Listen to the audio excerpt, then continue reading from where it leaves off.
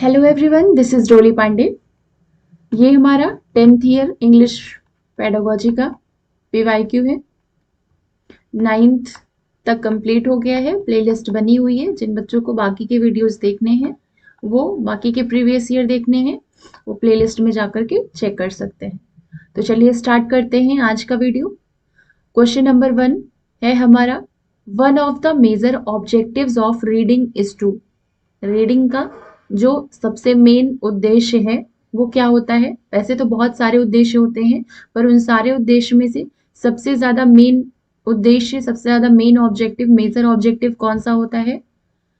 Fluently read करना, या फिर read aloud and clear, clear read करना और तेज से रीड करना, या फिर extract the meaning of the text, या फिर use punctuation marks and intonation while reading. Intonation क्या होता है? बोलते टाइम साउंड का लो और राइज होना, या फिर राइज और फॉल होना, राइज एंड फॉल, इसी को क्या बोलते हैं? इंटोनेशन बोलते हैं। तो पूछा है कि मेन उद्देश्य क्या है, तो फ्लुएंटली पढ़ना ये उद्देश्य नहीं होता है, या फिर मेन पूछा है तो मेनली क्या होगा कि extract the meaning of the text. किसी भी चीज को पढ़ रहे हैं तो उसका अर्थ समझकर या फिर उसका अर्थ समझते हुए पढ़ना, यही रीडिंग का मेन उद्देश्य होता है, मेन ऑब्जेक्टिव होता है। तो क्वेश्चन नंबर 1 का राइट ऑप्शन क्या हो गया? Option number 3।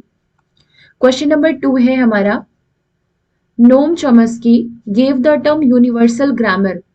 नोम चॉम्स्की को आप जानते होंगे, ये कौन है? फादर है of modern linguistic. Modern linguistic के फादर हैं ये, जिन्होंने यूनिवर्सल ग्रामर का मेथड दिया है। इन्होंने एक डिवाइस बताई है, लैंग्वेज एक्विजिशन डिवाइस, जो कि लैंग्वेज डेवलपमेंट के लिए होती है, जो कि लैंग्वेज डेवलपमेंट के लिए होती है। तो इनके अकॉर्डिंग यूनिवर्सल ग्रामर जो है वो किस चीज का सेट होता है? Set of basic grammatical principles universally followed and easily recognised by people.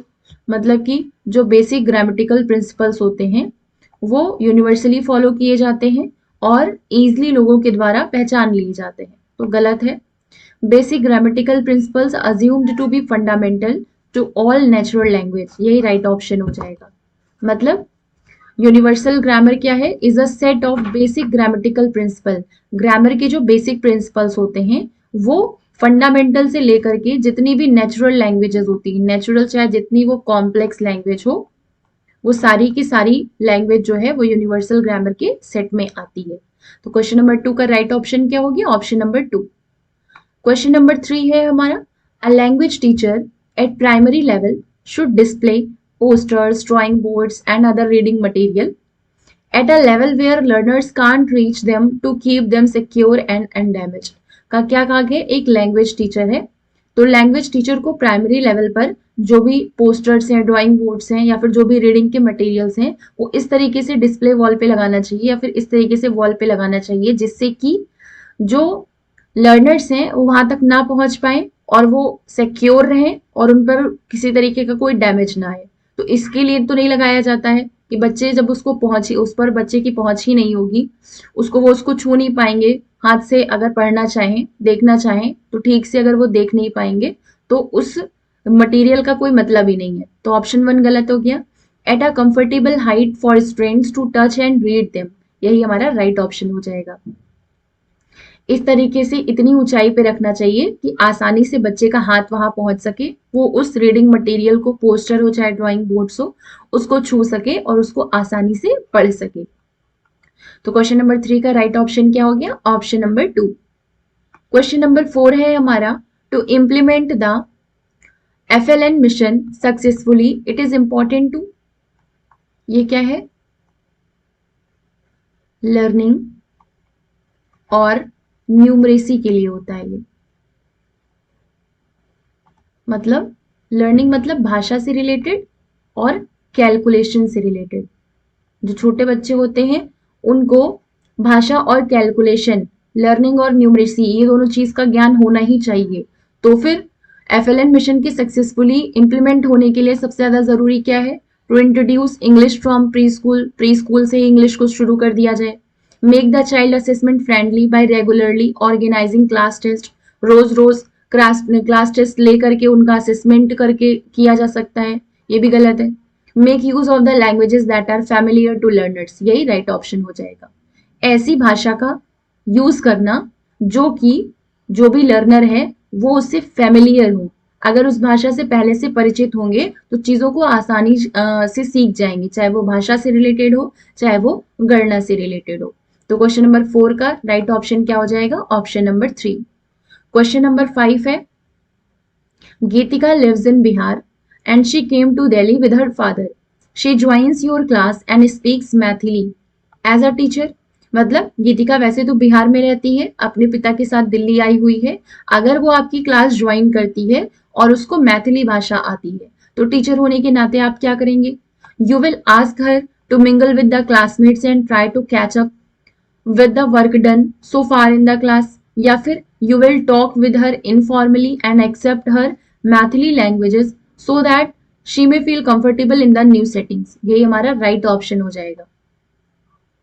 सबसे पहली चीज क्या है? उससे मतलब इनफॉर्मली मतलब अनौपचारिक रूप से बात करेंगे। अगर फॉर्मल होकर के बात करेंगे तो फिर उसको समझ में नहीं आएगा, नर्वस होगी, कंफर्टेबल नहीं फील करेगी।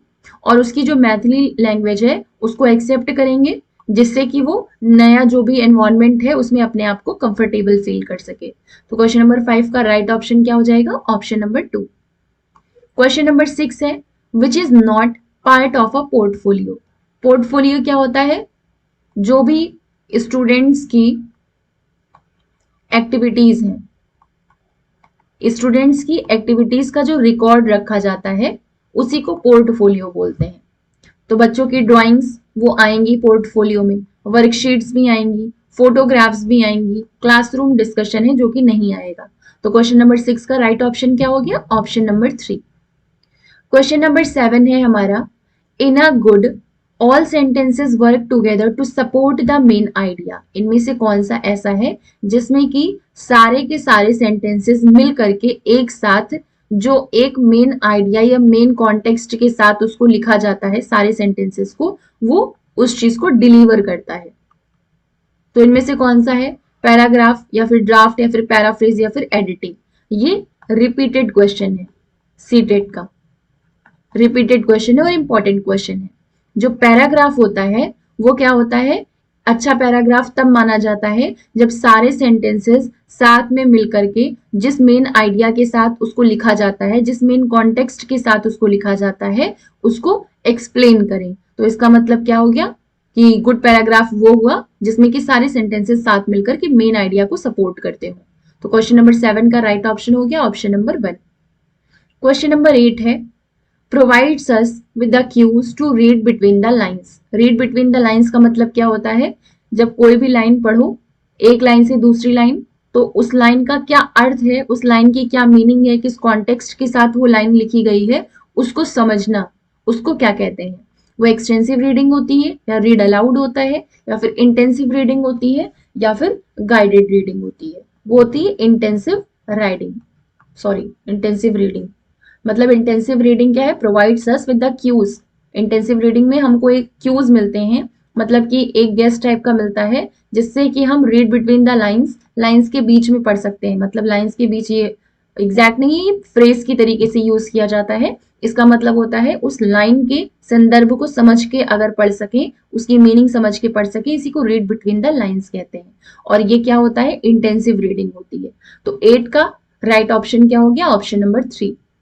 क्वेश्चन नंबर 9 है हमारा, print rich environment in the classroom is described as. अगर कहें कि क्लास में प्रिंट रिच एनवायरनमेंट है तो इसका क्या मतलब क्या होता है?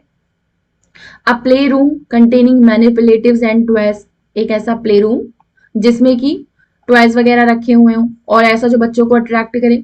अ reading corner in the class, या फिर children's work, charts, posters, poems etcetera displayed in the classroom. यही हमारा राइट ऑप्शन हो जाएगा। प्रिंट रिच एनवायरनमेंट क्या होता है? मतलब ऐसी चीजें जो बच्चों के सारे काम हैं उनके चार्ट्स हैं, उनके पोस्टर्स हैं, उनके बनाई हुई पोएम्स हैं, उनको क्लासरूम में अगर डिस्प्ले किया जाए, लगाई जाए, तो इसी को प्रिंट रिच एनवायरनमेंट कहा जाता है ऑफ द क्लासरूम। तो 9 का राइट ऑप्शन हो गया ऑप्शन नंबर 3। क्वेश्चन नंबर 10 है, context plays a crucial role in language learning since it enables students to, context मतलब होता है संदर्भ, संदर्भ मतलब एक मेन आइडिया के साथ, जो चीज मेन कॉन्सेप्ट के साथ किसी चीज को लिखा गया हो, उसी को संदर्भ बोला जाता है।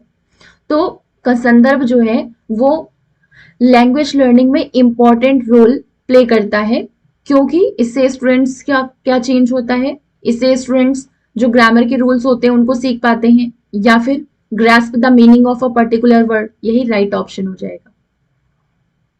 Option number 2, context plays a crucial role. अगर बच्चे को कोई भी भाषा सिखाने से पहले उनको संदर्भ बता दिया जाए कि किस संदर्भ में ये चीज बताई गई है, या किस संदर्भ में ये पाठ है, ये भाषा है, या कोई भी चीज है, तो क्या करेंगे, जो भी उसमें पर्टिकुलर वर्ड्स होंगे जो उनके लिए डिफिकल्ट होंगे, उनकी भी मीनिंग को वो पकड़ पाएंगे और आसानी से समझ पाएंगे। इस वजह से कॉन्टेक्स्ट इंपॉर्टेंट रोल प्ले करता है लैंग्वेज लर्निंग में। तो क्वेश्चन नंबर 10 का राइट ऑप्शन हो गया ऑप्शन नंबर 2। क्वेश्चन नंबर 12 है, which of the following term is not related to Vygotsky's socio cultural theory. जो वाइगोत्स्की ने अपनी सोशियो कल्चरल थ्योरी दी है, उसमें से कौन सा टर्म ऐसा है जो कि रिलेटेड नहीं है। तो सोशल इंटरेक्शन की बात की है वाइगोत्स्की ने, इसके फोल्डिंग की भी बात की है, मतलब बच्चे की जहाँ पे बच्चे को ना समझ में आ रहा हो वहां पे हिंट के या क्यूज के थ्रू बच्चों की हेल्प कर देना, इसको इसके फोल्डिंग कहते हैं। तो वाइगोत्स्की ने इसके फोल्डिंग के बारे में बात की है। Zone of proximal development ZPD, इसके बारे में वाइगोत्स्की ने बात की है। उन्होंने क्या कहा है कि ये बच्चा यहाँ पे है और उसकी अपनी एबिलिटी है, अगर उसको थोड़ी सी हेल्प प्रोवाइड कर दी जाए तो उसकी जो मैक्सिमम कैपेबिलिटी है वहां तक बच्चा पहुंच सकता है। तो जो ये इतना पूरा पोर्शन है जो इसके बीच में बच्चे की अपनी कैपेबिलिटी और हेल्प करने के बाद जहां तक वो पहुंच सकता है अपनी नॉलेज में, वहां तक पहुंचने को, ये जो डिस्टेंस होता है इसी गैप को ZPD कहते हैं, जोन ऑफ प्रॉक्सिमल डेवलपमेंट। और जो हेल्प दी जाती है उसको MKO बोलते हैं, MKO। तो क्वेश्चन नंबर 12 का राइट ऑप्शन क्या हो जाएगा ऑप्शन नंबर 3। क्वेश्चन नंबर 13 है, phonemic awareness refers to the ability to establish relation between phonemes and graphemes, या फिर the ability to identify and manipulate phonemes in spoken words, यही right option हो जाएगा। Phonemic awareness का मतलब क्या होता है कि आइडेंटिटी, जो भी चीज बोली जा रही है, जो स्पोकन वर्ड्स हैं, उसको आइडेंटिफाई करने की जो योग्यता होती है, उसको पहचान लेने की जो एबिलिटी होती है, उसी को बोलते हैं फोनेमिक अवेयरनेस।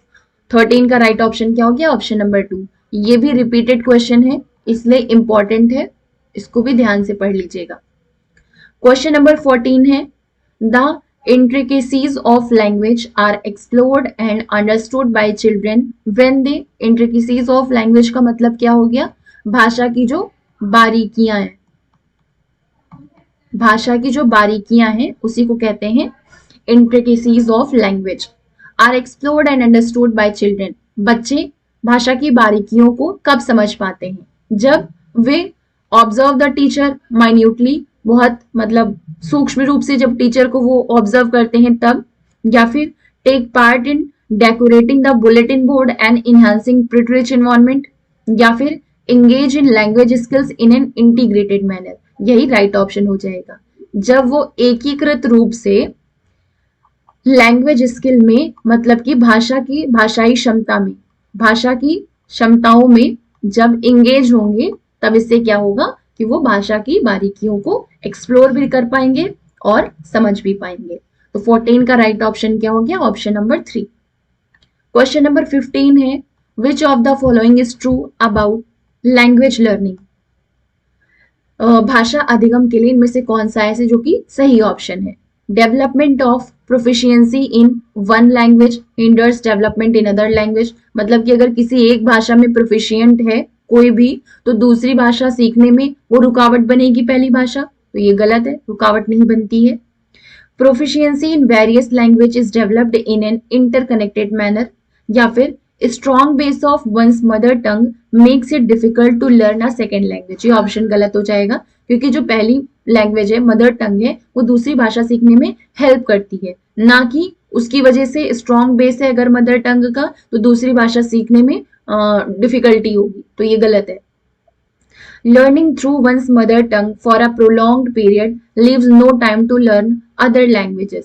मतलब कि मदर टंग को बहुत ज्यादा समय तक सीखने की वजह से जो बाकी के लैंग्वेजेस उसको सीखने का टाइम ही नहीं मिल पाता बच्चों को, ये भी गलत है। तो राइट ऑप्शन क्या हो जाएगा? Option number 2। मतलब proficiency in various languages is developed in an interconnected manner. अगर बहुत सारी भाषा भी आती है या बहुत सारी भाषा में भी अगर कोई प्रोफिशिएंट है तो ये चीज कैसे, इस चीज का विकास कैसे हो सकता है? जब वो एक दूसरे से जुड़ी होंगी, इंटरकनेक्टेड होंगी, तभी उनका विकास हो सकता है। बहुत सारी लैंग्वेजेस में प्रोफिशिएंसी कैसे आ सकती है? जब वो सारी चीजें इंटरकनेक्टेड मैनर में सीखी जाएंगी। तो क्वेश्चन नंबर 15 का राइट ऑप्शन क्या हो गया? Option number 2। ये थे हमारे 10th ईयर का पीवाईक्यू। मिलते हैं नेक्स्ट वीडियो में 11th ईयर के पीवाईक्यू के साथ। Thank you.